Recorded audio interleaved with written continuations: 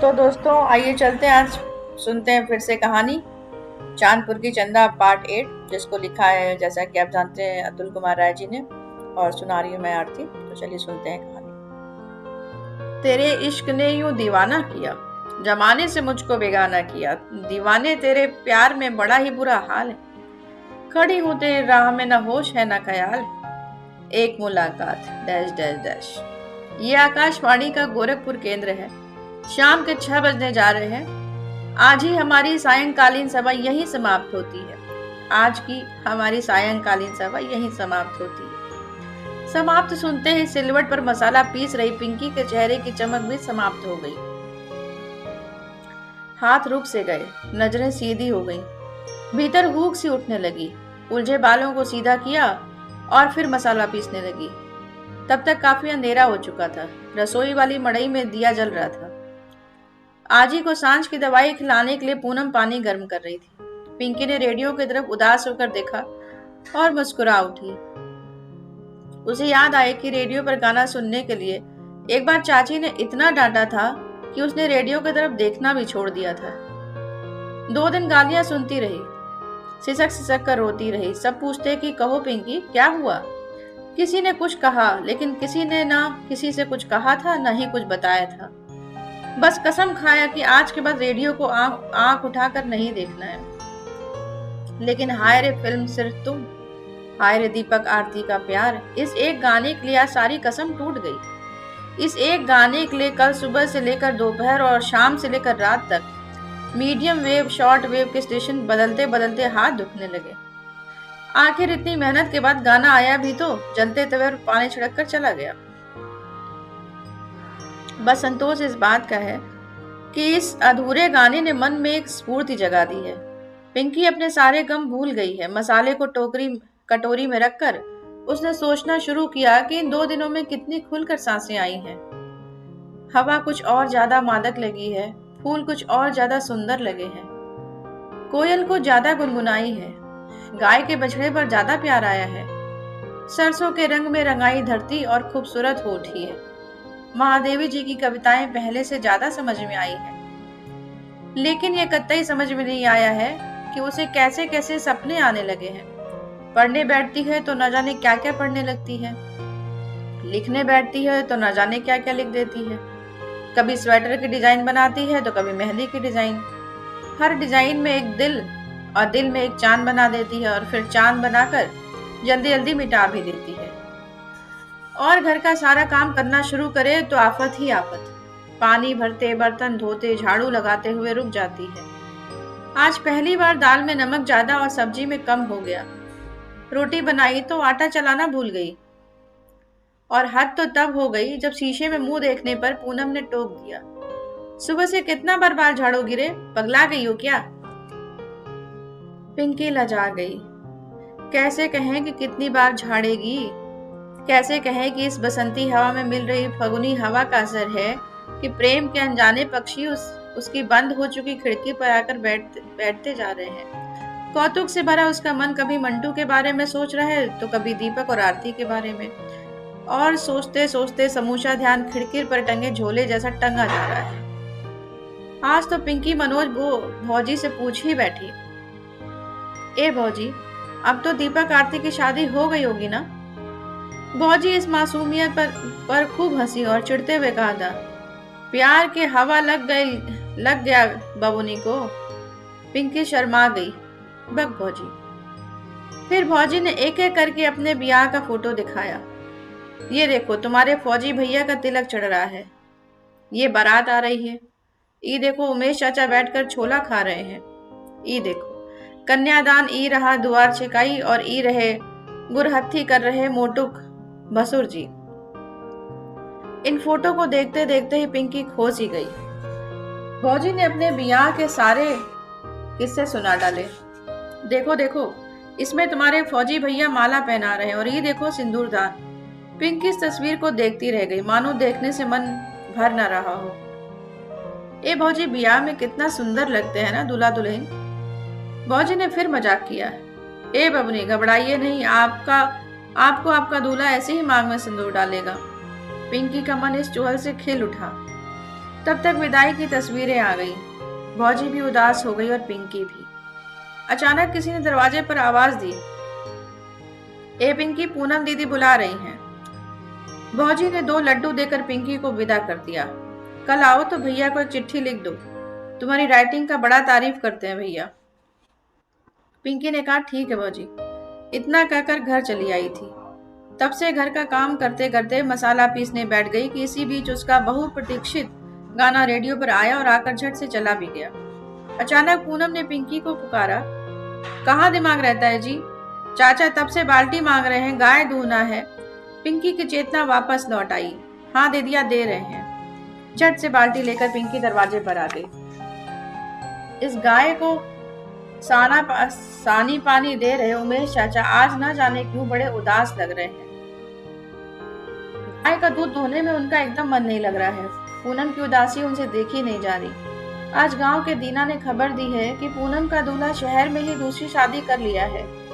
कोई कहता है कि ना रे, वो तो अपने भैया की साली से फंस गया है। कोई कहता है कि ना ना भाई, उसकी भौजाई ने उसको फंसा लिया है। ये सुनकर 3-4 दिन से उमेश का कान पकने लगा है। गांव में जितने लोग हैं उतनी किस्म की बातें हो रही हैं। कुछ दुश्मनों का तो हंस हंस कर बुरा हाल है। यही कारण है कि गांव में ना कहीं निकलने का मन होता है, ना ही किसी से मिलने का। जहां भी जाओ सब यही सवाल पूछते हैं, माई कैसी है उमेश? भौजी कैसी है? उनमें के ससुराल वालों ने कुछ खबर किया? छोड़ देंगे क्या रे उसको? अब तो पिंकिया भी सयान हो गई, उसका भी तो ब्याह शादी देखो। कल मनोहर मास्टर मिले तो मन और खट्टा हो गया। कहने लगे, पूनम को तलाक क्यों नहीं दिलवा देते उमेश जी? कम से कम उसका खर्च तो उसको मिलने लगेगा। उमेश का दिल तलाक का नाम सुनकर ही कांप गया। सुबह गाय दूने बैठे तो हाथ कांपता रहा। दोपहर चारा काटने बैठे तो ससुर उधारी का मुंह याद आ गया। मन चिल्ला उठा, कितना लोभी और नीच आदमी है साला। भगवान किसी दुश्मन को भी ऐसा रिश्तेदार ना दे। ससुरा 40,000 के लिए अपनी बेटी जैसी पतोह का 2 साल तक न हाल चाल लेने आया, न ही किसी को भेजा। यही सब सोचकर उमेश का खून खौलने लगा। मन में आता है कि जाकर उधारी को खूब गाली दे आए, लेकिन इससे क्या मिल जाएगा? अगर 10-20 हजार की बात हो तो कल ही उमेश गाय बेच दे, किसी से कर्जा लेकर विदा करें, खेत रेहन रख दें, गहना बेच दें। जब गांव में इज्जत ही नहीं बचेगी तो खेत बघार गहना गुड़िया का क्या होगा? लेकिन बाप दादा के पसीने से सनी माटी को बेचकर भी कौन सी इज्जत बच जाएगी? गांव में हंसने वालों को तो हंसने का बहाना चाहिए। जो आज हंस रहे हैं वो कल इस बात पर हंसेंगे कि उमेश ठीक नहीं किया रे। खेत बेचना और बेटी बेचना एक बराबर है, इससे बड़ा पाप कुछ नहीं। फिर ये दूसरा ताना कौन सुनेगा? फिर गांव का ताना तो आदमी घड़ी भर के लिए सुन भी लेगा, लेकिन इस घर की आफत को कौन झेलेगा? पिंकी को 2 रुपया देने पर तो मैना 2 दिन तक लड़ती है। कर्जा लेने पर घर को कच्चे न चबा जाएगी। बस यही तो उमेश का दुख है जी, यही सबसे बड़ा दुख है। आजकल इस दुख का वर्गीकरण हो गया है। माँ, भौजाई, भतीजी का दुख एक तरफ, पत्नी का दुख एक तरफ। ये दुख हर साल आने वाली बाढ़ से भी बड़ा दुख है। बाढ़ तो आकर चली जाती है, लेकिन ये बाढ़ कब जाएगी किसी को पता नहीं। अभी रात के 8 बज गए हैं। उमेश गाय को बांधकर पलानी में आ गए हैं। गांव में सब कहते हैं कि जाड़ा अब जा रहा है, मौसम अब ठीक होगा। लेकिन जैसे ही रात गहराती जाती है, ठंड बढ़ने लगती है। अचानक पिंकी ने दरवाजे पर आकर आवाज दी, ए चाचा। उमेश का खोया मन मिजाज वापस लौट आया। का रे, चाय लेबा? रख दे। पिंकी चाय देकर आंगन में चली गई, लेकिन उमेश ने उसे पुकारा, ए पिंकी। हाँ चाचा। आओ इधर। पिंकी आकर सामने खड़ी हो गई। कब से परीक्षा है? 18 फरवरी से चाचा। तब तो बहुत दिन नहीं है। गाइड खरीदने में कितना पैसा लगेगा?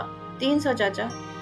ये पैसा ले, कल जाकर सुबह ही खरीद लेना, नहीं तो सांझ को चाची आ जाएगी, फिर देती रहना परीक्षा। इतना कहकर चाचा ने चेहरा दूसरी तरफ घुमा लिया, मानो पिंकी से नजर मिलाने की हिम्मत न बची हो। इधर पिंकी का चेहरा भोर के सुनहरे रंग की तरह खिल उठा। वाह रे भगवान, 2 दिन से खुशियां बिन सावन भादों के बरस रही हैं। पिंकी मन में ही दौड़ने लगी। रे दीदिया, रे दीदिया। रे आजी, अब तो चाचा ने गाइड खरीदने का पैसा दे दिया। अब तो तुम्हारी चंदा बिना नकल किए फर्स्ट डिवीजन आएगी, फर्स्ट डिवीजन। पिंकी दौड़कर घर में चली गई। पूनम ने पूछा, क्या हुआ रे? का एकदम सनक गई है? पिंकी ने जाकर झट से बताया, रे दीदिया, चाचा ने परीक्षा का गाइड और सीरीज खरीदने का पैसा दे दिया। पूनम मुस्कुरा उठी। दिन रात गाली और ताना सुनने वाली बहन का 2 दिन से यूं उछलना पूनम को अच्छा लग रहा है।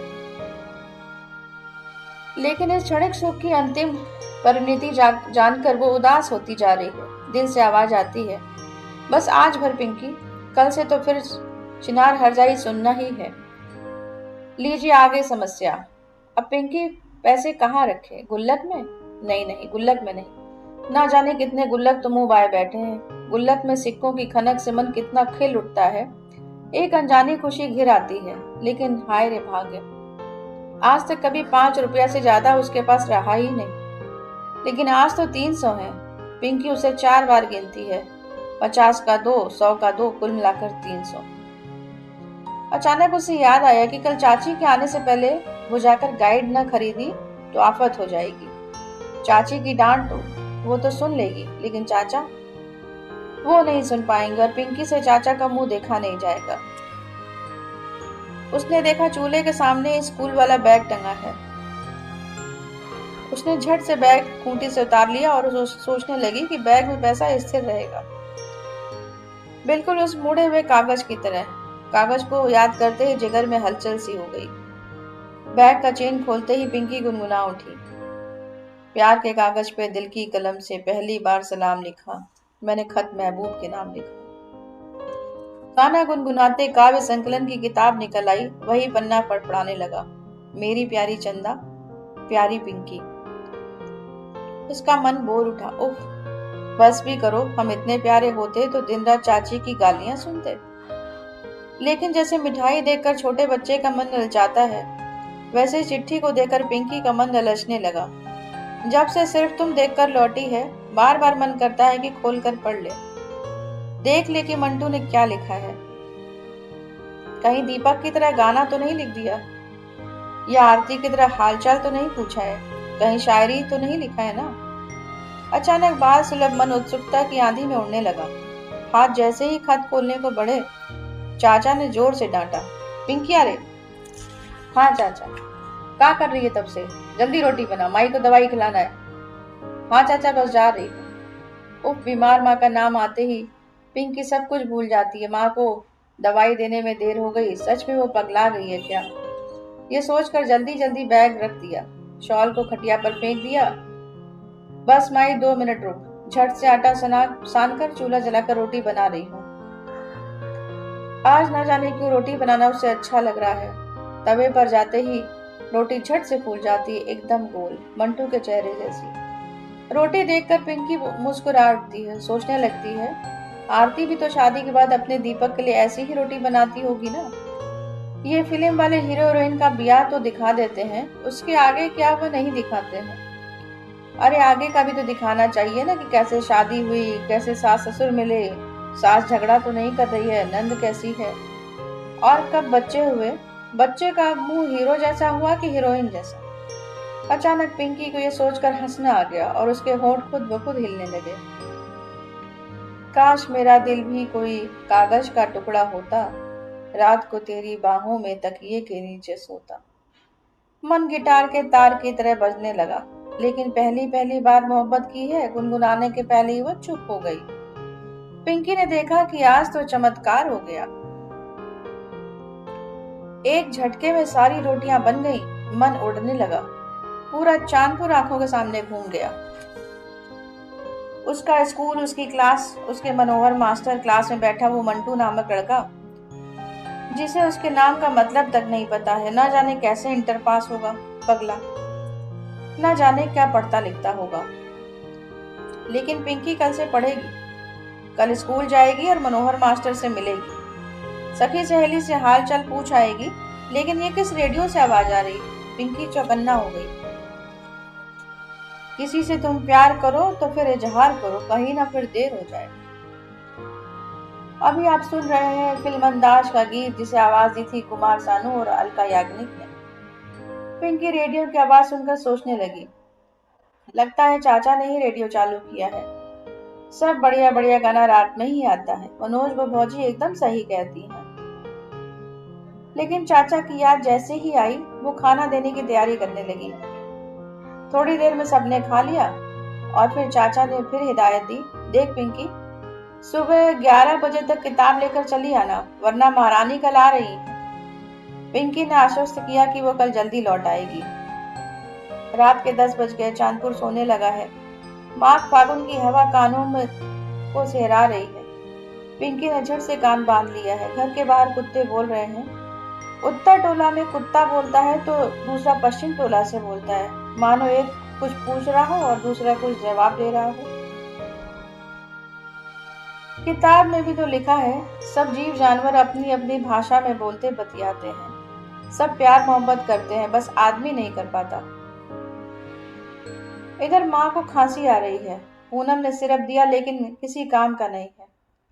पिंकी सोच रही है कि गाइड खरीदने से पैसा बचा तो कल ही सुखारी डॉक्टर की दुकान से खांसी की बढ़िया दवाई लाएगी। अचानक तेज हवा चली, आंगन में टंगे कपड़े गिर गए, बर्तन खड़खड़ाने लगे। पिंकी को याद आया कि उसने तो आज दरवाजा खुला ही छोड़ दिया है। शायद कुत्ता घुसा है। झट से दरवाजा बंद किया। बाप रे, चाची नहीं थी, वरना अभी के अभी भादों के नरिया की तरफ बिजली तड़कने लगती। पिंकी शॉल ओढ़कर पढ़ने बैठ गई। आज पहली बार उसे पता चल रहा है कि प्रेम और पढ़ाई दोनों ही परीक्षा है। लेकिन सारे विद्यार्थी भ्रम में पड़ जाते हैं कि कौन सी परीक्षा पहले दी जाए। यही तो गलत करते हैं। पिंकी को प्रेम नहीं, बोर्ड परीक्षा में टॉपर बनना है। वो मन ही मन सोचने लगी कि काश चाचा ने पहले ही पैसा दे दिया होता तो आज गाइड की जरूरत नहीं पड़ती। थोड़ी देर में हवा से दिए की बातें हिलने लगी। पिंकी ने अजूरी की ओर से उसे रोक लिया। काव्य संकलन के पन्ने फड़फड़ा गए। आज महादेवी को नहीं, पिंकी दिनकर को पढ़ेगी। देखो तो जरा, पुररवा अपनी उर्वशी से क्या कह रहा है। मर्त्य मानव के विजय का तूर्य हूं मैं, मर्त्य मानव के विजय का तूर्य हूं मैं, उर्वशी अपने समय का सूर्य हूं मैं। अंततम के भाल पर पावक जलाता हूं, अंततम के भाल पर पावक जलाता हूं, बादलों के शीश पर स्यंदन चलाता हूं, बादलों के शीश पर स्यंदन चलाता हूं। पर न जाने बात क्या है, इंद्र का आयुध पुरुष जो झेल सकता है, सिंह से बाहें मिलाकर खेल सकता है। इंद्र का आयुध पुरुष जो झेल सकता है, सिंह से बाहें मिलाकर खेल सकता है। फूल के आगे वही असहाय हो जाता, शक्ति के रहते हुए निरुपाय हो जाता। विद्ध हो जाता सहज बंकिम नयन के बाण से, विद्ध हो जाता सहज बंकिम नयन के बाण से, जीत लेती रूप सी नारी उसे मुस्कान से। नारी की मुस्कान, नयन का बाण, सच में पुरुष बिंध जाता है। पिंकी के चेहरे पर भी मुस्कान तैर गई। कविता पढ़कर एक नई ऊर्जा आ गई। उसे तो ये भी पता नहीं कि कौन है उर्वशी और कौन है पुरुरवा, लेकिन याद आया है कि एक बार क्लास में उसने बिना किताब के ही ये कविता सुना दिया था, तो सारे लड़के ताली बजाने लगे थे। पीछे से मंटू ने कहा था, वाह चंदा जी वाह। मंटू की याद आते ही पिंकी के हाथ उस चिट्ठी के पन्ने की तरफ बढ़ने लगे। मन में द्वंद्व चलने लगा। 3 महीने से जिस चिट्ठी को खोलने की हिम्मत नहीं हुई, उसे आज कैसे खोल दे। पिंकी ने चारों तरफ नजर घुमाई। देख लिया कि माई, आजी, पूनम, चाचा सब सो गए हैं। उंगलियां उस पन्ने पर अपने आप फिरने लगी। प्रेम के जलते दिए से मुस्कान की लालिमा निखरने लगी। मंटू ने लिखा था, मेरी प्यारी चंदा, मेरी प्यारी चंदा, तुमको याद है तुम पिछले साल पियर का सूट पहनकर शिवजी के मंदिर में दिया बारने आई थी। एक करेजा जो दिया मंदिर में जलाई थी, वो तो उसी दिन बुझा गया, लेकिन जो दिया मेरे दिल में जर गया है ना, वो आज तक भुकभुका रहा है। आज हम रोज तुम्हारे प्रेम के मंदिर में दिया जलाते हैं, रोज मुड़ी पटक कर अगरबत्ती बारते हैं। डी बाबा, काली माई, पिपरा पर के बरम बाबा, से लेकर भौरवा बाबा मंदिर तक जहां भी जाते हैं, हर जगह दिल में तीर बनाकर लिख आते हैं, चांदपुर की चंदा। लेकिन ए पिंकी, हमको यह बात समझ में नहीं आता है कि हमारे पूजा पाठ में कौन ऐसन कमी है जो दिल की बजती घंटी तुमको सुनाई नहीं दे रही। तुमको क्या पता कि तुम्हारे एक हाँ के चक्कर में आज हम 3 साल से इंटर में फेल हो रहे हैं। साला जितना मेहनत लव लेटर लिखने में किए हैं, उतना मेहनत पढ़ाई में कर लिए होते तो अब तक यूपी में लेखपाल होकर खेतों की चकबंदी कर रहे होते। लेकिन क्या करोगी, मोहब्बत में अखियां आनर और आदमी बानर हो जाता है ना। हमारा भी हाल बानर का हाल हो गया है। जानती हो, रात को जबरदस्ती पढ़ने बैठते हैं तो अड़हुल के फूल जैसी तुम्हारी आंखें याद आती हैं।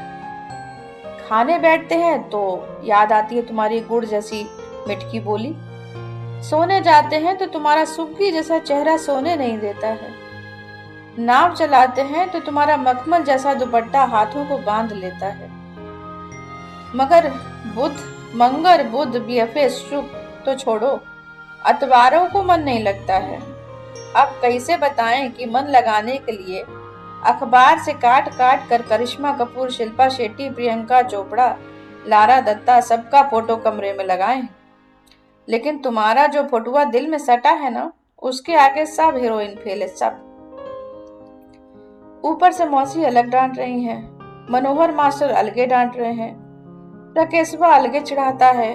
कल तो छत पर गाना बजाने के लिए मौसा अतना पीट दिए कि मन किया कि मूस मारने वाली दवाई खाकर मर जाएं।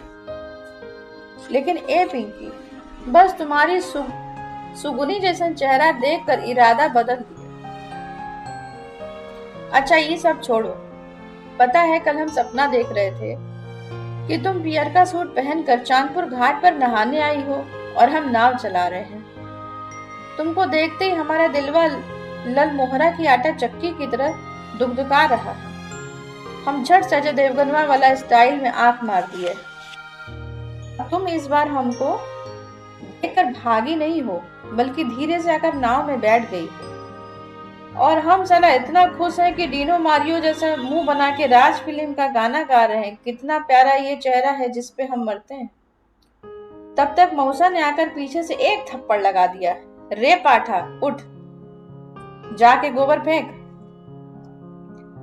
ए करेजा, उसी भोर में मोहब्बत का सारा सपना भैंस के गोबर में मिल गया। मन तो किया कि अभी पाड़ा पाड़ी भैंस बेचकर एक उत्तर टोला में घर बनवा लें और छत पर बैठकर दिन रात उनको टुकुर टुकुर देखें। लेकिन आंखें क्रिया कह रहे हैं कंट्रोल कर लिए। जाने दो, क्या करोगे, मोहब्बत के दुश्मन सिर्फ चांदपुर वाले नहीं हैं, हमारे तुम्हारे घर वाले भी हैं। बस एक बार प्रेम से, बस एक बार हाँ बोल दो कि हमारी अनहरिया जिंदगी में अंजोर हो जाए। कल दिल पर हाथ रख के स्कूल में तुम्हारा वेट करूंगा, जवाब के इंतजार में एक शायरी के साथ। डिबरी में तेल नहीं, झोपड़ी अनार है। डिबरी में तेल नहीं, झोपड़ी अनार है। ए पिंकी, तेरे प्यार बिना जीना बेकार है। तुम्हारे प्रेम में पागल, शशि उर्फ मंटू, चांदपुर। तो दोस्तों, ये थी कहानी चांदपुर की चंदा का पार्ट 8। और हमारे कहानी के नायक और नायिका पिंकी और मंटू की बातें और उनका लव लेटर, या उनकी भाषा में उनका लव लेटर। तो उम्मीद है आपको कहानी पसंद आ रही होगी, और अगर पसंद आ रही है तो प्लीज लाइक कीजिए, शेयर कीजिए, सब्सक्राइब कीजिए and press the bell icon. Thank you so much.